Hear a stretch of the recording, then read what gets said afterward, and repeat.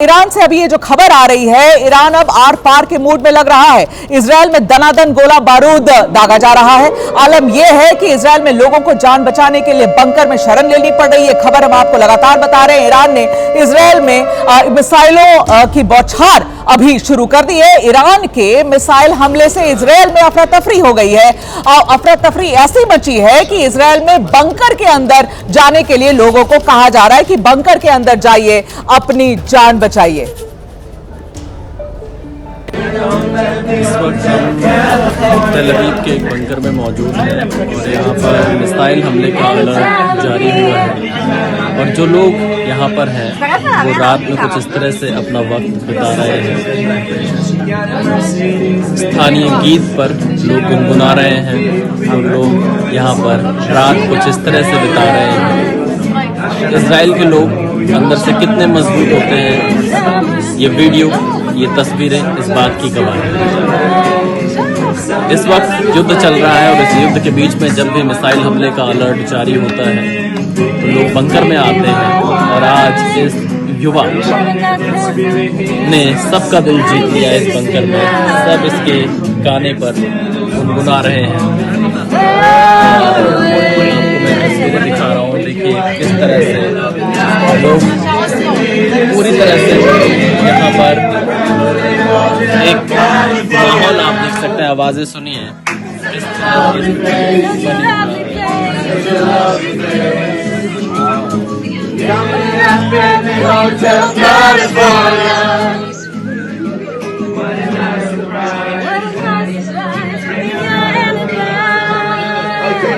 देख रहे हैं कि किस तरह से इजराइल में माहौल रहता है। लोग संकट में जरूर है लेकिन हिम्मत हमेशा इनके पास रहती है। यही इजराइल की पहचान है। विशाल पांडे, एबीपी न्यूज, तेल अवीव, इजराइल।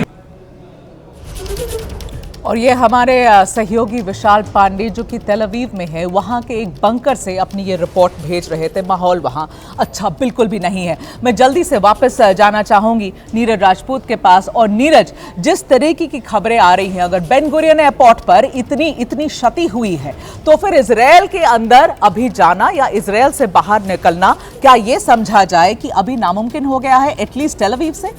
बिल्कुल, आपने बिल्कुल ठीक कहा मेगा। इस वक्त जो है जितना अटैक्स किए गए हैं उससे ऐसा लगता है कि अब आप बाहर नहीं जा सकते हैं, क्योंकि बेन गुरियन एयरपोर्ट जो है तेल अवीव का मुख्य एयरपोर्ट है इजराइल का, इसलिए ये बहुत मुश्किल हो गया है। और जितना बड़ा अटैक किया गया, इसके अलावा जेरूशलम पे भी हम लोग देख रहे हैं अटैक कर रहे हैं, जो क्लस्टर बम से हमले हो रहे हैं, ड्रोन से अटैक जो है वो ऑलरेडी रॉकेट से हिजबुल्लाह कर रहा है। तो ऐसे में लगता है कि बड़ा मुश्किल हो जाएगा इजराइल से लोगों का बाहर निकालना, क्योंकि अमेरिका ने कहा था कि वो अपने नागरिकों को बाहर निकालना चाहता है। लेकिन अब जिस तरह की जो हमले हो रहे हैं उससे ऐसा लगता नहीं है, बहुत मुश्किल हो जाएगा। क्योंकि अगर ऐसा हुआ तो कमर्शियल जो प्लेन्स हैं, यात्री विमान जो है वो भी चपेट में आ सकते हैं इन मिसाइलों के और ड्रोन के आ सकते हैं।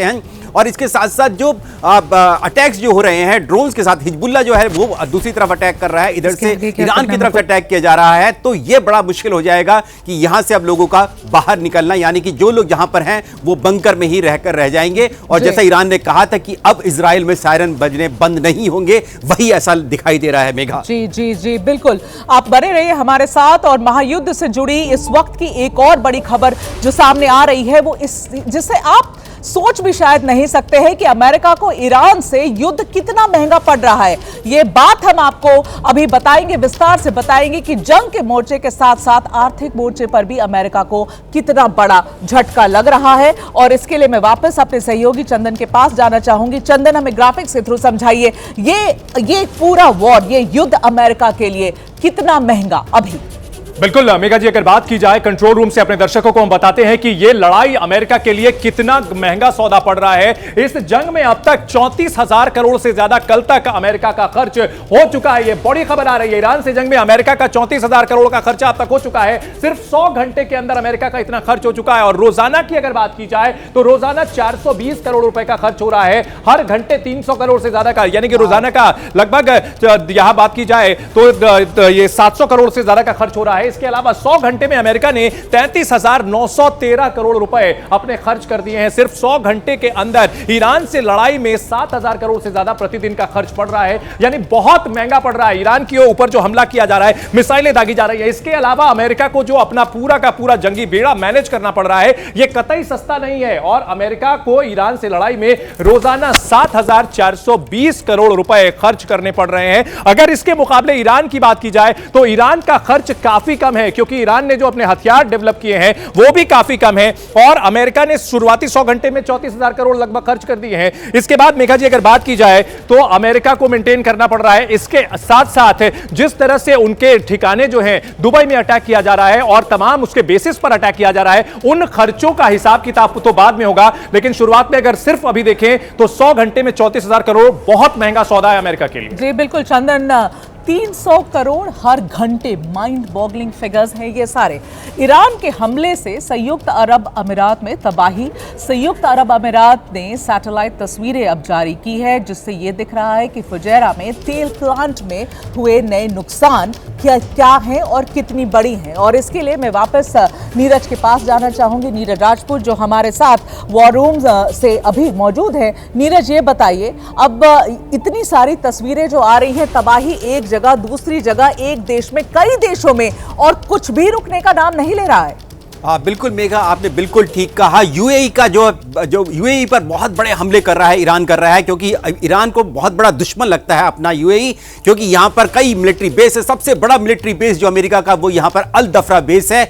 इसीलिए हमने देखा अल दफरा बेस पर अटैक किया गया, जो उनकी रडार सिस्टम है, उनकी मिसाइल सिस्टम है, थार्ड पर अटैक को तबाह कर दिया। 9,000 करोड़ रुपए की थार्ड को तबाह कर दिया। इसके अलावा हमने देखा जो दुबई में जो अटैक्स किए गए और दूसरे रिहायशी इलाकों में किए गए, उसको लेकर भी ईरान ने दावा किया है कि यहाँ पर जो है अमेरिकी सेना के ऑफिसर रुकते थे और साथ ही सीआईए के ऑफिस थे, मोसाद जो कि इजराइल की खुफिया एजेंसी है उनके ऑफिस थे, इसलिए यहां पर अटैक कर रहा है। और जैसे आपने बताया कि उनकी अब रिफाइनरीज हैं, ऑयल प्लांट्स हैं, उन पर भी अटैक कर रहा है। जो फुजरा में जो आपने बताया कि वहां पर रिफाइनरी में अटैक किया गया है। ऑयल रिग्स जो तेल के जो कुएं होते हैं उन तक में भी आग की खबरें आ रही हैं, यानी कि उन पर भी अटैक किया गया है ईरान द्वारा। और खासतौर से ईरान जो अटैक कर रहा है वो अपने ड्रोन से, शहीद ड्रोन से कर रहा है, क्योंकि इन शहीद ड्रोन्स को अपने इंटरसेप्ट करना जो अमेरिका और इजराइल दोनों के बस के बाहर दिखाई दे रहा है। इसीलिए अमेरिका ने अब यूक्रेन से गुहार लगाई कि यूक्रेन अपने इंटरसेप्टर दे, ड्रोन इंटरसेप्टर, ताकि वो यहां पर जो शहीद ड्रोन्स के अटैक हो रहे हैं जबरदस्त, उनको रोका जा सके। मेगा जी बिल्कुल, और अमेरिका इजराइल के हमले से ईरान में जो तबाही हो रही है, हमले ईरान पर जब अमेरिका और इजराइल ने बमबारी तेज कर दी, तो खबर ये अब आ रही है कि ईरान में अमेरिका इजराइल ने तेज किए अपने हमले में जो एयर स्ट्राइक वहां पर हो रहे हैं। तेहरान का आजाद स्पोर्ट्स कॉम्प्लेक्स अब खाक हो गया है। वहां पर बम गिराए गए थे, भीषण आग लगी थी, और तेज धमाके के बाद जो आग उसमें लगी, आसमान में धुएं का गुबार उठा। और जो तस्वीरें वहां से आ रही हैं वो आपको ये बता रही हैं कि पूरा स्टेडियम बिल्कुल जल के खाक हो चुका है। और वो तस्वीरें भी हमने आपको दिखाई कुछ देर पहले। ईरान के हमले से संयुक्त अरब अमीरात में भी तबाही हो रही है। संयुक्त अरब अमीरात ने सैटेलाइट की जो तस्वीरें जारी की है वो भी हम आपको दिखाएंगे। जो फुजैरा की सैटेलाइट की तस्वीरें हैं, फुजैरा में जो तेल प्लांट है उसमें जो बमबारी हुई, उसमें जो नुकसान हुआ, वो तस्वीरें आपको दिखा रहे हैं। 5 मार्च को ईरान ने ड्रोन से तेल प्लांट पर किया था हमला, और वो तस्वीरें आपके अभी स्क्रीन पर, इस तरीके की भीषण आग लगी थी जब वहां के ऑयल फील्ड पर बम गिराया गया था। और जो उसकी तस्वीरें अभी आ रही हैं, और ये तस्वीरें थोड़ी लेट आई हैं मीडिया के पास, लेकिन इन तस्वीरों से आप देख सकते हैं कितनी भीषण आग वहां लगी हुई है। और मैं वापस विशाल पांडे के पास जाना चाहूंगी, मेरे सहयोगी जो तेल अवीव से हमारे साथ जुड़े हुए हैं। विशाल, कुछ तस्वीरें हम अपने दर्शकों को दिखा रहे थे जो फुजैरा ऑयल प्लांट की है, और ये भी समझ में आ रहा है कि ईरान चुन चुन कर, पहले तो ये बात थी कि अमेरिका के एयर बेसिस पे, अमेरिका के डिफेंस सिस्टम पर वो बम गिरा रहे हैं, लेकिन जितनी एनर्जी की स्पेसेस है, एनर्जी की रिसोर्सेज है, जो ऑयल प्लांट है, ऑयल टैंकर्स है, उन सबको भी तबाह करने की कोशिश कर रहा है ईरान। देखिए, बिल्कुल ईरान की तरफ से खाड़ी के देशों पर बहुत सारे जो प्रमुख स्थान हैं वहां पर हमले किए जा रहे हैं। पहले ईरान की तरफ से बार बार कहा जा रहा है कि वो अमेरिका के सैन्य ठिकानों को निशाना बना रहा है, लेकिन हमने तस्वीरें देखी है, रिहायशी इलाकों को भी ईरान की तरफ से निशाना बनाया गया।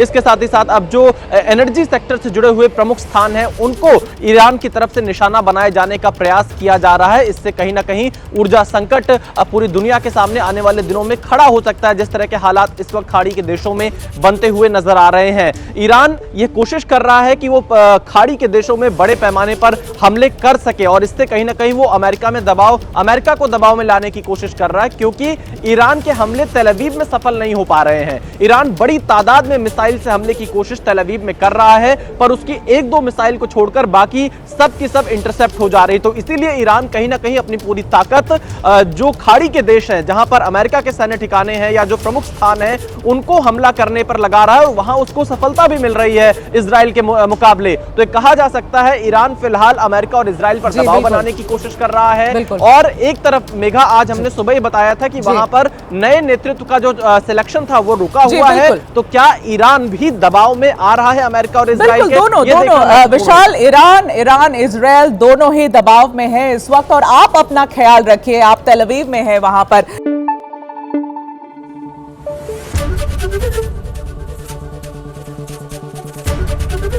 एबीपी न्यूज आपको रखे आगे।